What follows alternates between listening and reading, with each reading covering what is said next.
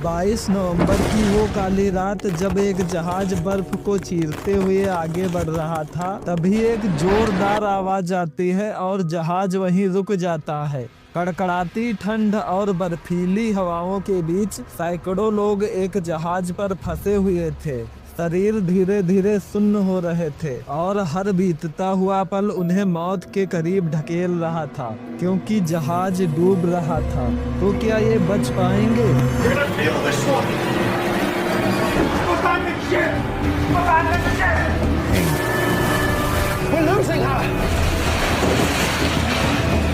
हम सभी को पता है कि अंटार्कटिक ओशियन में बहुत सारे आइसबर्ग मिलते हैं और इन्हीं आइसबर्ग से टकराकर 1912 में टाइटैनिक जहाज डूब गया था, जिसे अनसिंकेबल जहाज माना जाता था। टाइटैनिक के डूबने के बाद लोग जहाज को इस एरिया में लाना ही नहीं चाहते थे। यहाँ तक 50 सालों तक कोई जहाज अंटार्कटिका नहीं गया था, पर लोग अंटार्कटिका विजिट करना चाहते थे। वो बर्फीले पहाड़ों को देखना चाहते थे। ये देखकर एक स्वीडिश अमेरिकी बिजनेसमैन एरिक लिंडब्लाइड को बिजनेस की एक बहुत बड़ी अपॉर्चुनिटी दिखती है। अब एरिक एक ऐसा जहाज बनवाना चाहता था जो आसानी से इस बर्फ की लेयर को चीरते हुए लोगों को अंटार्कटिका ले जा सके और वो मोटा प्रॉफिट कमा सके। 1960 में एरिक जहाज बनवाने का ऑर्डर दे देता है। इसने इस जहाज का नाम लिंडब्लाइड एक्सप्लोरर रखा था। फाइनली 1969 में ये जहाज पूरी तरह से बनकर तैयार हो गया था। ये 240 फीट लंबा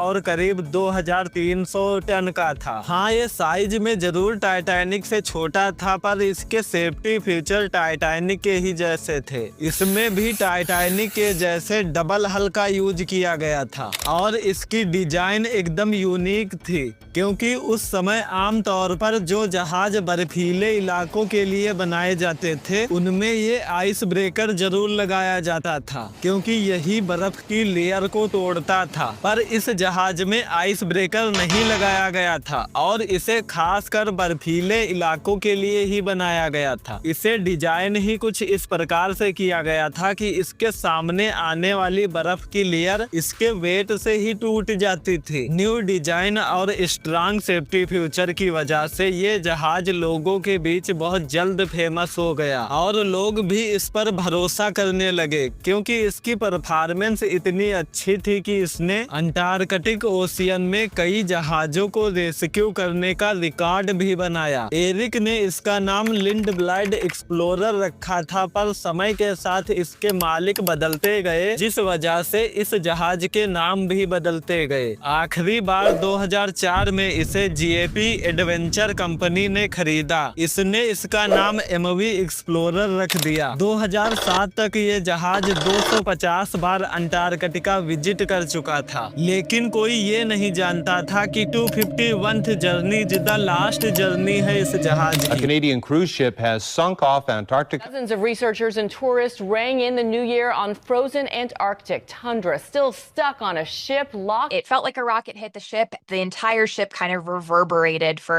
a couple of minutes, just kind of shaking, and then after that it went completely still, like dead silent. 11 नवंबर 2007 को एमवी एक्सप्लोरर 100 पैसेंजर और 54 क्रू मेंबर को लेकर 19 दिन के सफर पर निकलता है। ये जहाज अर्जेंटीना के उसोया शहर से चलता है और इसे फ्लैकलैंड आइलैंड से होते हुए साउथ जॉर्जिया आइलैंड को क्रॉस करके अर्जेंटीना पहुंचना था। इस जहाज के कैप्टन बेंट वाइमन कई बार बर्फीले समुद्र में जहाज ले जा चुके थे और इसी एक्सपीरियंस की वजह से पैसेंजर खुद को सेफ मान रहे थे। पर पैसेंजर को ये नहीं पता था कि कैप्टन ही हमारी जिंदगी को खतरे में डालने वाला है, क्योंकि जहाज का प्लान रूट ये था, पर कैप्टन इस प्लान रूट से हटकर नए रास्ते पर जहाज को ले जाने लगे। लेकिन कैप्टन ने ऐसा क्यों किया था ये आगे पता चलेगा। 22 नवंबर की शाम सूरज ढलने के बाद कैप्टन अनाउंस करते हैं, शिप अब थोड़ी देर बाद बर्फीले रास्ते पर चलने वाली है, तो इस बीच आपको बर्फ टूटने की आवाज सुनाई दे सकती है, जिससे आपको सोने में दिक्कत हो सकती है। तो कृपया इस चीज को आज रात के लिए जैसे भी करके बर्दाश्त करें और कल सुबह होते ही हम इस रास्ते से आगे निकल जाएंगे और आराम से एंटार्क्टिका पहुंच जाएंगे।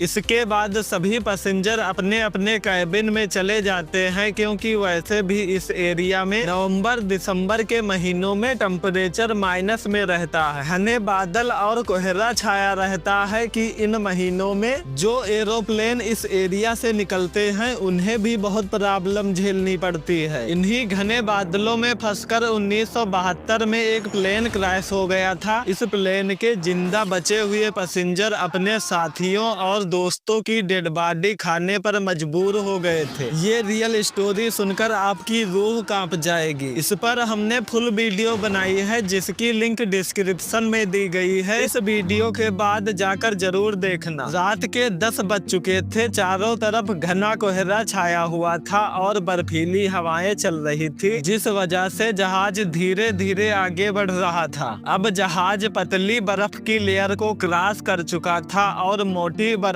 की लेयर के एरिया में पहुंचने वाला था। तभी जहाज में से एक जोरदार आवाज आती है और जहाज वहीं रुक जाता है। ये आवाज इतनी तेज थी कि जो लोग अपने अपने कैबिन में सो रहे थे वो सभी जग जाते हैं। कैप्टन ने पहले से अनाउंस कर रखा था, इसलिए सभी लोग सोचते हैं कि ये बर्फ टूटने की आवाज थी। यहाँ तक कैप्टन को भी नहीं पता था कि ये कैसी आवाज थी और कौन सी मुसीबत आने वाली है।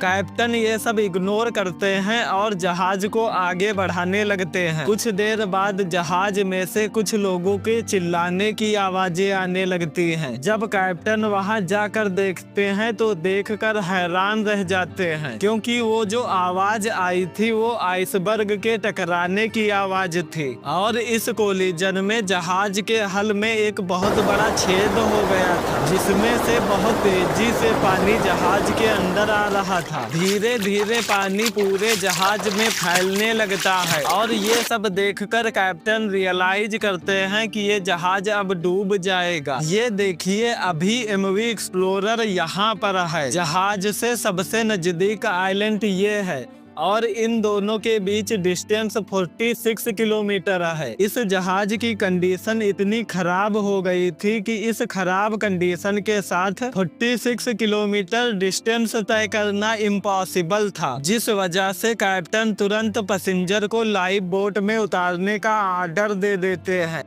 All passengers, please assemble in the Penguin Lounge in warm clothing and life jackets. लेकिन प्रॉब्लम ये थी कि बाहर का टेम्परेचर इतना माइनस में था कि ये लोग ज्यादा देर तक लाइव बोट पर सरवाइव नहीं कर पाएंगे, जिस वजह से कैप्टन पास के जहाजों को SOS सिग्नल भेजने लगते हैं ताकि जो जहाज ज्यादा नजदीक हो वो आकर इन लोगों को बचा ले। एमवी एक्सप्लोरर के द्वारा भेजा गया SOS सिग्नल HMS इंडोर और नॉर्वेजियन क्रूज ये दो जहाज रिसीव करते हैं, जिनमें से नॉर्वेजियन क्रूज तुरंत अपनी डायरेक्शन को चेंज करता है और एमवी एक्सप्लोरर की हेल्प करने के लिए चल देता है। इधर जहाज में पानी का लेवल इतना ज्यादा बढ़ गया था कि अब पानी सेपरेटर रूम में जाने लगता है। सेपरेटर रूम वो रूम होता है जिसमें से पूरे जहाज को इलेक्ट्रिसिटी दी जाती है, जिस वजह से कुछ ही देर में एक जोरदार शॉर्ट सर्किट होता है। इस शॉर्ट सर्किट की वजह से पूरे जहाज की बिजली चली गई थी और जहाज का इंजन बंद हो गया था। अब तक जहाज बर्फीले एरिया से निकल चुका था, पर बर्फीले एरिया के इतने नजदीक था कि अगर जहाज को आगे नहीं बढ़ाया गया तो कुछ ही देर में हवा की वजह से ये जहाज फिर से बर्फीले एरिया में चला जाएगा, जिस वजह से कैप्टन इमरजेंसी इंजन चालू करने के लिए बोलते हैं। खैर 2-3 प्रयासों में इमरजेंसी इंजन चालू हो गया था और एक बार फिर से जहाज धीरे धीरे आगे बढ़ने लगा था। इसी के साथ जहाज में पानी का लेवल भी बढ़ रहा था, जिस वजह से ये जहाज एक ओर झुकने लगता है। कुछ ही देर में एक बार फिर से शॉर्ट सर्किट होता है और पूरी इलेक्ट्रिसिटी चली जाती है, जिसके बाद जहाज बहुत तेजी से डूबने लगता है। ये सब देखकर कैप्टन और बाकी के क्रू मेंबर जहाज को छोड़ने का डिसीजन लेते हैं। फाइनली कैप्टन और साथ ही क्रू मेंबर लाइफ बोट पर आ जाते हैं। धीरे धीरे ये जहाज पूरी तरह से डूब जाता है। अगली सुबह 23 नवंबर को इन सभी को रेस्क्यू कर लिया जाता है। इसके बाद जीएपी एडवेंचर कंपनी जिसका ये जहाज था वो इन्वेस्टिगेशन कराती है तो उसे कुछ चौंका देने वाली बातें पता चलती हैं। ये जहाज जिस आइसबर्ग से टकराया था वो 15 फीट पानी के ऊपर और 45 फीट पानी के नीचे था। जहाज पर जो कट लगा था वो 11 फीट लंबा था। बस थोड़ा जल्दी पहुंचने के लिए कैप्टन एक अनजान रास्ते पर टर्न ले लिए थे और अच्छी बात ये थी कि इस इंसिडेंट में किसी की जान नहीं गई थी। ये वही वीडियो है जिसके बारे में हमने इस वीडियो के बीच में बताया था। इस पर क्लिक करो और चलो वहीं मिलते हैं।